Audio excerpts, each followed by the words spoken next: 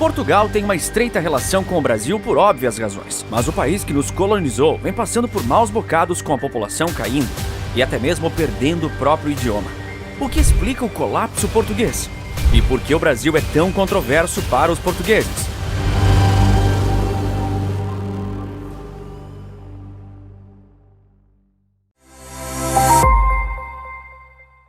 Quando Pedro Álvares Cabral chegou ao território brasileiro em 1500, tudo mudou entre os dois países tão distantes. Quando a colonização de fato teve início, não havia mais escapatória. As duas nações estavam irreversivelmente ligadas. Nos mais de 300 anos em que fomos colônia, adquirimos praticamente tudo da cultura portuguesa, das coisas boas até as ruins. Nosso idioma, o português, é a mais evidente dessas heranças coloniais. Ainda que hoje o povo brasileiro fale uma versão um tanto quanto diferente da contraparte europeia. Mesmo em nossa independência, não foi um brasileiro que nos livrou do domínio de Portugal e sim, ironicamente, um português. Mas toda essa história de colonizador e colonizado hoje é só isso, história. O Brasil não é mais um pobre pedaço de terra cheio de recursos naturais, a serem explorados como bem a metrópole entender. Portugal, nem de perto, é um império poderoso de 500 anos atrás, sendo mais uma sombra decadente e esquelética do que um dia já foi. Mesmo assim, o Brasil e Portugal continuam interligados. Afinal, o país europeu é um dos lugares que os brasileiros mais gostam de passar as férias quando vão ao exterior, ou até mesmo morar lá. Portugal também quer que os brasileiros vão cada vez mais para lá. O curioso é que, na mesma medida em que os portugueses querem mais brasileiros lá, existem também aqueles no país que enxergam a avalanche brasileira como uma ameaça para seu povo. Acredite se quiser. Essas desavenças e contradições não são nada pequenas e são uma parte dos graves problemas de Portugal. Problemas esses que, se não forem resolvidos, poderão destruir Portugal como conhecemos.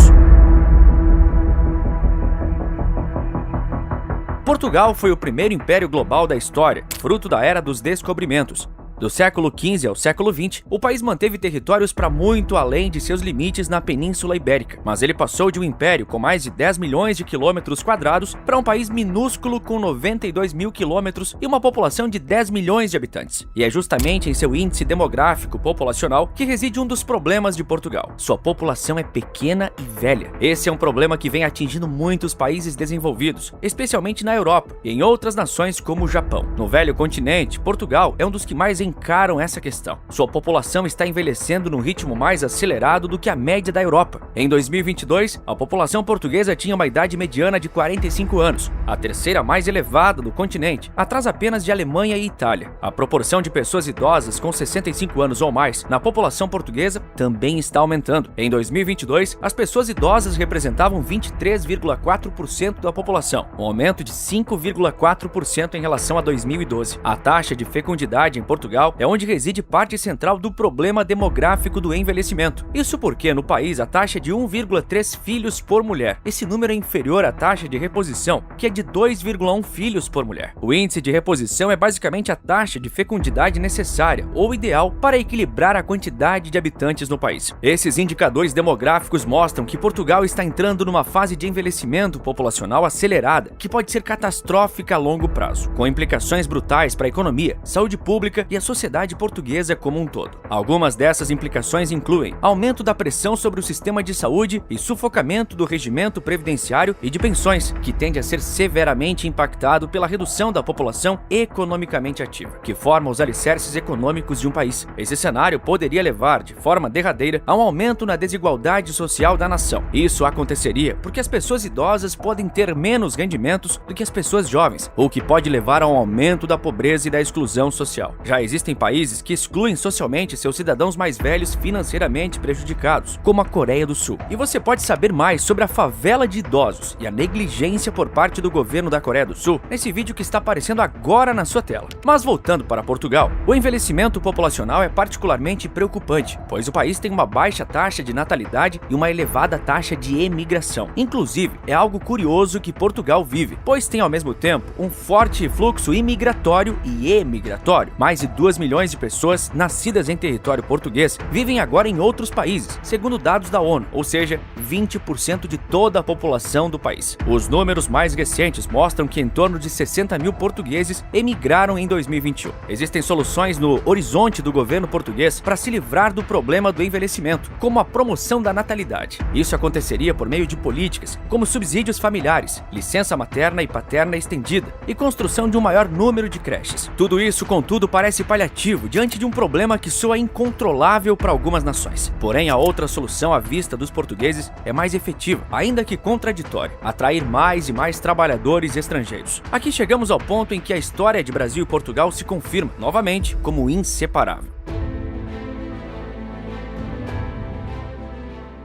A questão imigratória pautou muitos debates sociais mundo afora na última década. Estados Unidos e Europa são os dois focos naqueles que buscam uma vida melhor, distante de suas terras natais que geralmente se encontram na África, América Latina ou Oriente Médio. Em Portugal, ela se mistura à questão imigratória, onde cada vez mais portugueses saem do país em que nasceram. O governo vem tentando atrair a população imigrada de volta ao país. Uma das principais ferramentas para tal é o programa Regressar, lançado em 2019. Além de incentivos fiscais, a iniciativa oferece um pagamento adicional que pode chegar a 8 mil euros apenas para você voltar para casa. Em 4 anos, cerca de 18 mil pessoas se beneficiaram do projeto. Especialistas indicam que a imigração é um fenômeno de múltiplas causas, mas ressaltam o peso das questões econômicas. A pesquisadora do Instituto Português de Relações Internacionais, Ana Paula Costa, avalia que algumas condições estruturais no mercado de trabalho local são um dos principais fatores. Ela explica da seguinte forma: há uma grande precariedade nas relações laborais, temos baixos salários e um nível de segmentação muito alto, o que faz com que a imigração seja uma característica não só em momentos de crise, mas também por razões conjunturais. De acordo com dados do Ministério do Trabalho local, 56% dos trabalhadores do país receberam salários inferiores a 1.000 euros em 2022. Entre os jovens até os 30 anos, esse percentual foi de 65%. Em compensação, de 2019 para cá, o país viu a população estrangeira aumentar. Segundo o Serviço de Estrangeiros e Fronteiras, o Brasil era o país de origem de 240 mil desses imigrantes em dezembro do ano passado, e o governo lusitano quer mais brasileiros ainda. As autoridades do país criaram um visto especial para os nossos compatriotas e outros falantes da língua portuguesa. Eles poderão se beneficiar de uma autorização de residência automática, com validade inicial de 1 ano. A medida contempla imigrantes que já estão no país europeu e que apresentaram um pedido formal de legalização em 2021 ou 2022. Naturalmente, os brasileiros lideram essa lista de imigrantes pendentes de legalização, dado o altíssimo fluxo de pessoas que saem daqui para lá. A comunidade estrangeira em Portugal aumentou 80% nos últimos 6 anos, chegando ao recorde de 757 mil residentes legais no final de 2022. São os imigrantes que estão fazendo com que a população portuguesa não diminua. Em 2021, 13,65% dos nascidos vivos em Portugal tinham mães estrangeiras. É o 4º ano consecutivo que a população portuguesa só aumenta devido ao saldo migratório positivo. Mas como sabemos, grandes fluxos de estrangeiros em nações europeias podem acarretar em problemas sociais difíceis de lidar. Nos últimos meses, foi noticiada a agressão por parte de jovens portugueses a um imigrante do Nepal e o incêndio que matou 2 indianos em um apartamento superlotado em Lisboa. Esses podem muito bem ter sido casos isolados, mas dado o histórico do velho continente e de outras nações desenvolvidas, é importante ficar atento à crescente xenofobia com imigrantes. Uma reportagem da BBC, feita no início de 2023, compilou uma série de denúncias de brasileiros que alegam ter sofrido atos xenofóbicos e maus tratos em solo lusitano. Eles relatam que ouviram frases como: "Não há água potável no Brasil, a mulher brasileira vem para cá para roubar o marido das portuguesas. Os moradores estão se sentindo incomodados de ver uma pessoa assim como você estranha andando por aqui. Brasileiras são todas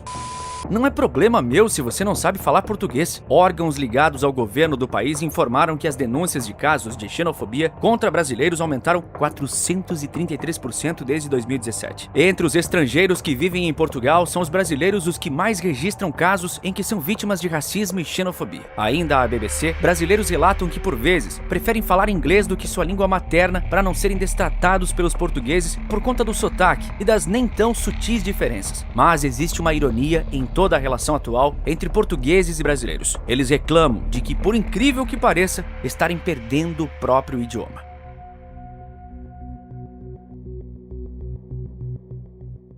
A língua portuguesa é o ponto máximo de conexão entre brasileiros e portugueses. Porém, apesar de falarmos o mesmo idioma, as diferenças idiomáticas são gritantes. Afinal, que língua o povo brasileiro fala? Falamos o português brasileiro, com todas as melhorias e peculiaridades que adicionamos à língua europeia derivada do latim. Isso sabemos bem. O Brasil é o maior falante do idioma de Portugal. É até engraçado e um tanto irônico quando, em situações diversas, vemos uma bandeira do Brasil para indicar que o idioma em questão é o português. Isso é muito comum em videogames, por exemplo. Talvez isso irrite o povo de Portugal, mas existe algo que vem irritando eles cada vez mais, e a culpa é atribuída ao Brasil. Muitas crianças de Portugal estão falando português brasileiro. Toda essa história começou pouquíssimos anos atrás e cada vez repercute mais. O motivo para as crianças estarem falando a nossa versão do idioma é até simples. Elas assistem muitos conteúdos na internet feito por brasileiros. Os youtubers e influencers brasileiros estão de fato influenciando crianças portuguesas a falarem um idioma diferente, ainda que seja o mesmo de seu país. Uma matéria publicada pelo jornal português Diário de Notícias, um dos mais tradicionais veículos impressos de Portugal, foi o primeiro a tocar nessa ferida ainda em 2021. A matéria foi clara o suficiente ao dizer que as crianças estavam falando brasileiro. Rapidamente o assunto se espalhou pela internet, com internautas brincando que a influência virtual dos brasileiros estava gerando uma espécie de colonialismo reverso. Na época dessa reportagem, os dois principais culpados por fazerem isso eram os youtubers Felipe Neto e seu irmão Lucas Neto. Curiosamente, ambos têm ascendência portuguesa. E influenciados pelos irmãos e por vários outros influenciadores brasileiros, crianças e jovens de Portugal agora trocam gajo por cara, malta por galera e autocarro por ônibus. É relatado que muitos pais portugueses não gostam nada dessa moda que seus filhos têm de se expressar em brasileiro. É válido mencionar que os gajos usam o termo brasileiro para designar a língua que as crianças lá estão falando, com um certo tom discriminatório. Segundo o jornal O Globo, linguistas já confirmaram o registro de novas palavras no vocabulário, principalmente usadas por alunos do ensino infantil. A mesma reportagem entrevistou uma mãe portuguesa chamada Andréia, que relatou que em algumas ocasiões praticamente não conseguia entender o que seu filho de apenas 5 anos falava. Ele me pediu um picolé e eu nem sabia que era para comprar um gelado. E também não diz dá-me, diz me dá, como no Brasil, como a galera. Andréia também disse que já ouviu o filho soltar xingamentos populares no Brasil e incomuns em sua terra natal. Com tudo isso, ela alega ter levado o filho a uma fonoaudióloga, de modo a ele perder o sotaque tupiniquim. Andréia não foi a única a relatar coisas parecidas com crianças ainda bem pequenas. Tânia Pontes, também ouvida pelo Globo, relata que sua filha de apenas 4 anos, ávida consumidora de TikTok, nem parece portuguesa. Tânia disse o seguinte: palavras, entonação, frases e sotaque. Genuinamente é uma brasileira. Não é grave, mas parece que ela nasceu e cresceu no Brasil, onde nunca fomos. Palavras que existem em nossa versão do português também estão sendo substituídas por lá. Os pais lusitanos estão buscando até mesmo reduzir o consumo de conteúdo brasileiro por parte dos jovens portugueses. Afinal, o idioma brasileiro não pode triunfar. Do contrário, a língua que eles falam deixaria de ser o português original para se tornar uma espécie de brasileiro europeu. Será um eterno debate se o idioma que falamos aqui é correto ou não quando comparado à versão europeia. Apesar de eterno, não significa que não exista uma resposta, e ela é tão óbvia quanto parece. Não falamos um idioma errado. É natural que existem diferenças entre a versão europeia e a nossa. Não poderia ser diferente. A própria diversidade cultural brasileira, que tem forte influência dos colonizadores, incute isso. Afinal, herdamos coisas boas e ruins dos portugueses. Eu prefiro acreditar que as coisas boas superam as ruins nessa balança. Portugal ainda é um país esplêndido, com uma cultura e um povo igualmente ricos e fascinantes. Porém, não é um conto de fadas. Lá existem problemas que devem ser divulgados para que sejam tratados com a devida responsabilidade. Emigrar para lá não é uma garantia de vida perfeita. Mesmo assim, com os lados positivos e negativos da relação luso-brasileira, a conexão entre dois povos semelhantes e distintos ao mesmo tempo será irreversivelmente eterna.